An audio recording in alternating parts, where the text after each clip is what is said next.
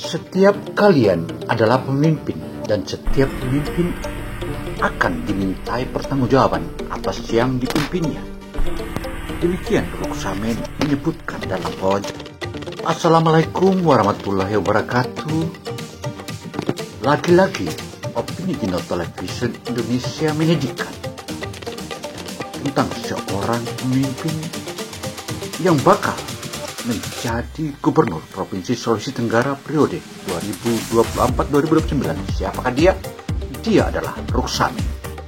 Sebagaimana yang dipaparkan Dr. Insinyur Haji Ruksamen mengutip sebuah mutiara hadis dalam agama, sudah tentu menjadi ketetapannya bahwa kita adalah seorang pemimpin. Hal ini tidak memperdulikan apa jabatannya sekarang, berapa jumlah bawahannya. Halo, jangan lupa subscribe, like, dan tulis komentarnya di kolom komentar.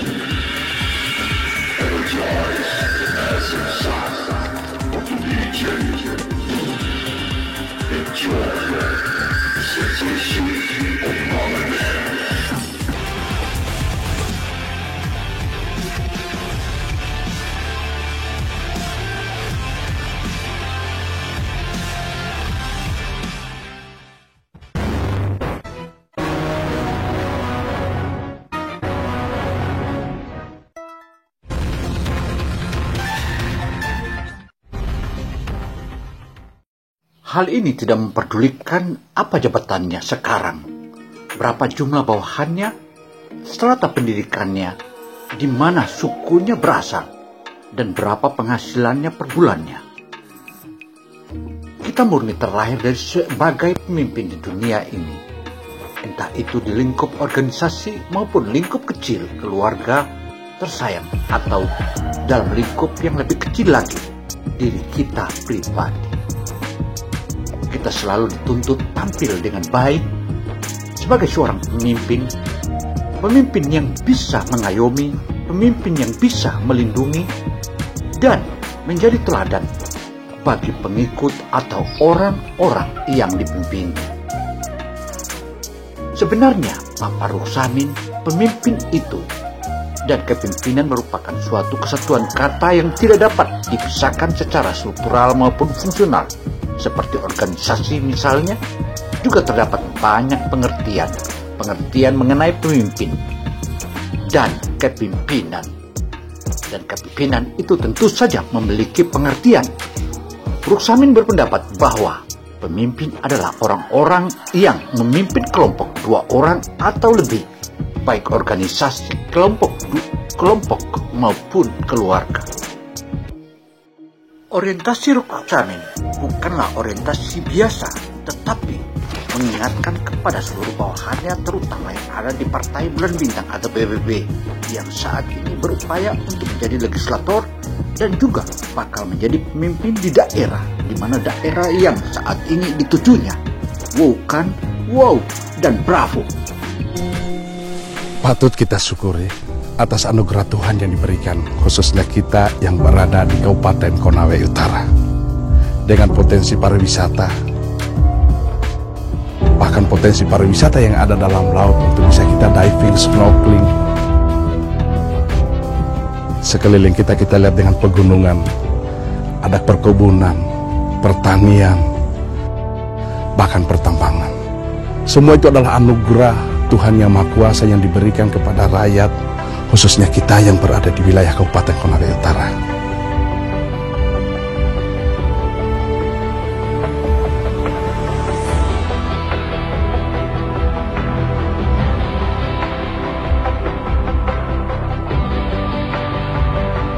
Akan kita menjadi tertinggal jika kita tidak siapkan sumber daya manusia dari saat sekarang ini. Untuk itulah Saya berupaya bagaimana menyiapkan beasiswa kepada anak-anakku sekalian mereka yang lagi belajar, agar tidak harus menjual lagi sapi, kerbau, kambing, rumah, bahkan kebun orang tua untuk hanya membayar SPP. Saya kirim mereka sampai ke negeri Cina. Kemudian guru-gurunya juga kita siapkan sumber daya mereka, kita siapkan laptop apa semua.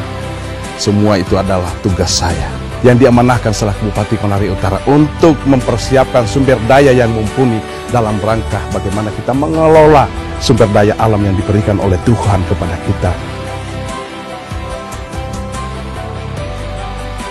78 tahun Indonesia merdeka. Mari kita selaraskan program Konasara Jilid 2 menuju Sultra sebagai pusat energi dunia. Teruslah melaju untuk Indonesia maju.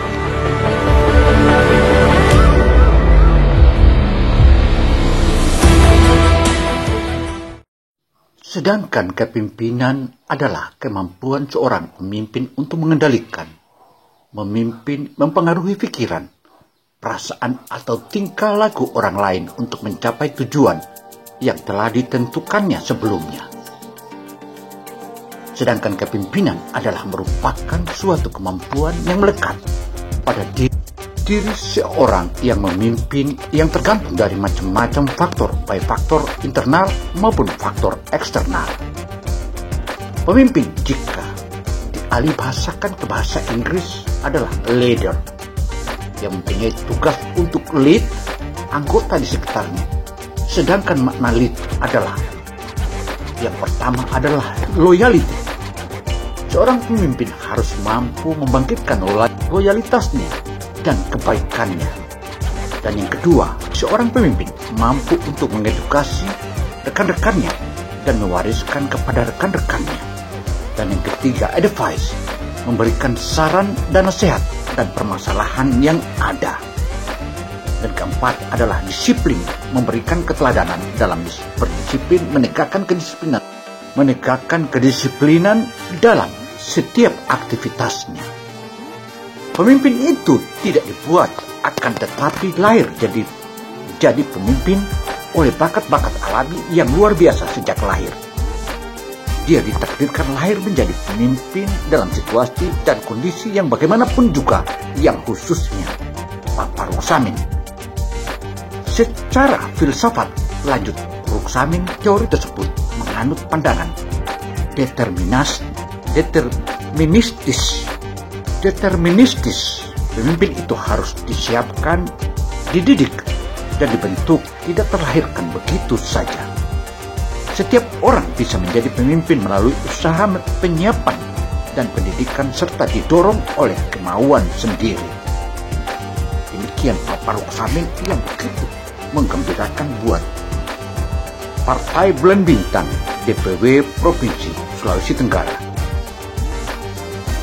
Ruksamin juga menjelaskan seseorang akan sukses menjadi pemimpin bila sejak lahir dia telah memiliki bakat-bakat kepemimpinan, dan bakat-bakat ini sempat dikembangkan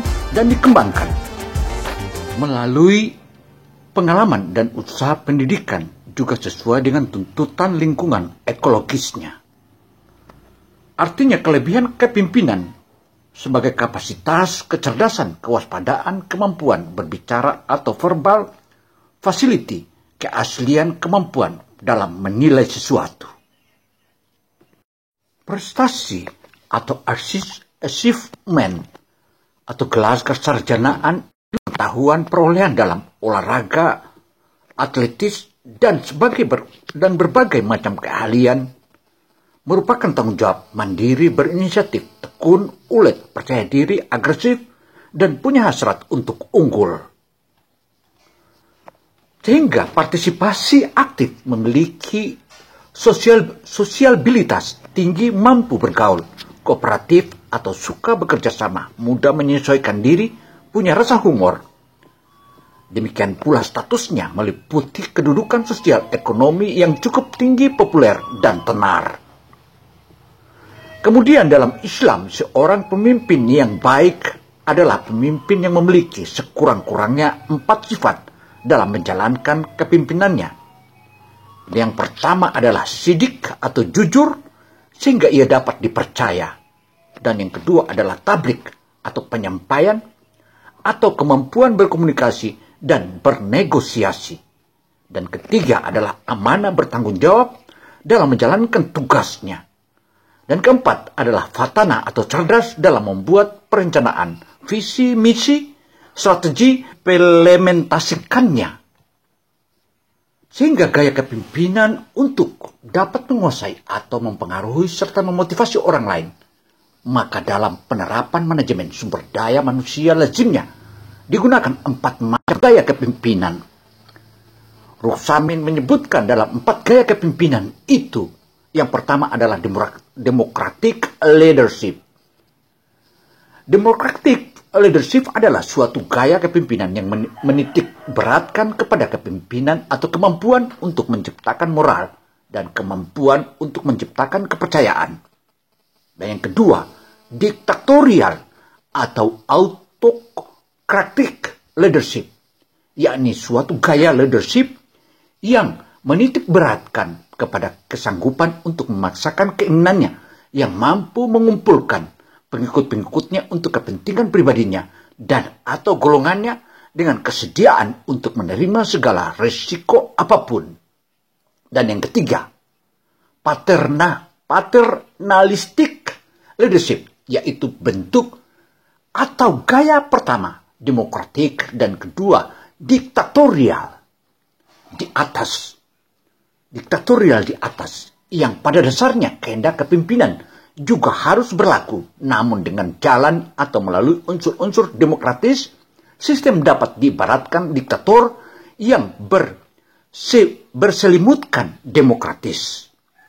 Dan keempat adalah free reign leadership, yakni salah satu gaya kepemimpinan yang 100% menyerahkan sepenuhnya seluruh kebijakan mengoperasikan manajemen sumber daya manusia kepada bawahannya dengan hanya berpegang kepada ketentuan-ketentuan pokok yang ditetapkan oleh atasan mereka. Hal ini tentu saja menunjukkan tentang tipe kepemimpinan. Karena tipe kepemimpinan itu terdiri dari, yang pertama adalah berorientasikan tugas atau task orientation, dan kedua berorientasikan hubungan kerja, relationship orientation. Dan yang ketiga, Papa Ruksamin berorientasikan hasil yang effective orientation. Berdasarkan ketiga orientasi tipe kepemimpinan tersebut, maka terdapat 8 tipe kepemimpinan yang patut kita jelaskan satu persatu. Yang pertama adalah tipe deserted atau pembelot.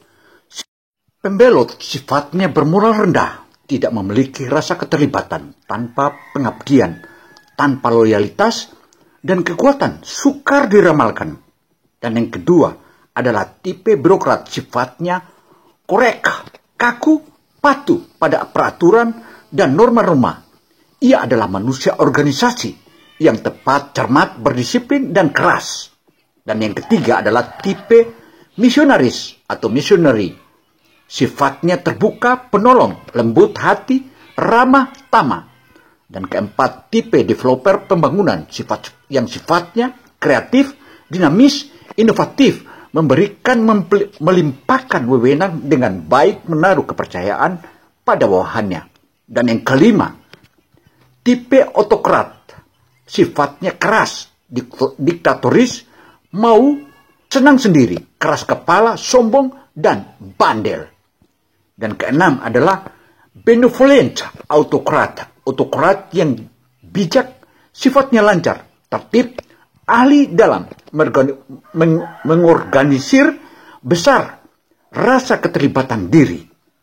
Dan ketujuh adalah tipe kompromiser atau kompromis, sifatnya pelintat-pelintut, selalu mengikuti angin tanpa pendirian, tidak mempunyai keputusan, berpandangan pendek dan sempit.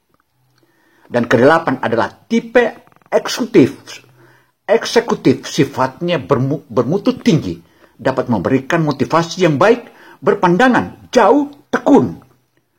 Lantas bagaimana? Papa Ruksamin mengingatkan, artinya dari sekian banyak tipe dan gaya kepemimpinan di atas tipe dan gaya manakah yang paling ideal diterapkan dalam sebuah organisasi, termasuk organisasi yang saat ini dipimpin di PBB.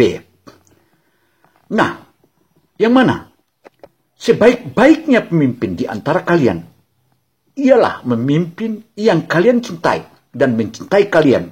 Kalian mendoakannya dan mereka pun mendoakannya.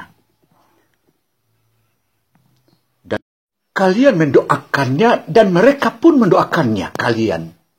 Dan seburuk-buruk pemimpin di antara kalian ialah pemimpin yang kalian benci dan membenci kalian. Kalian melaknatnya dan mereka pun melaknat kalian. Sebagaimana yang dipaparkan oleh hadis Bukhari Muslim.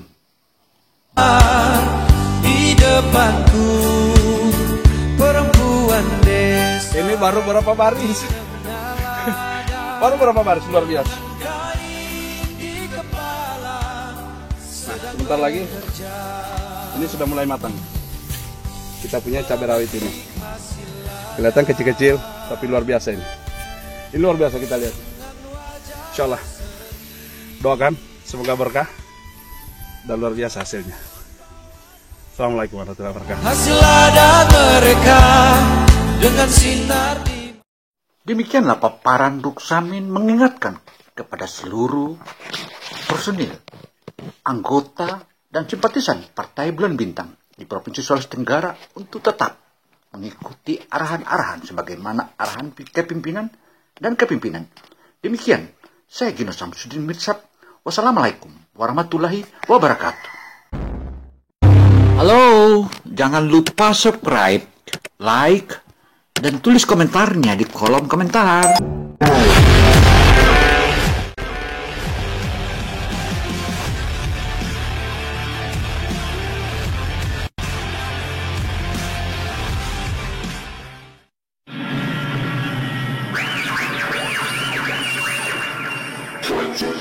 Years to the future. The planetary is reshaped to nation. Energize the massive sound of the DJ. Enjoy the sensation of Hologram.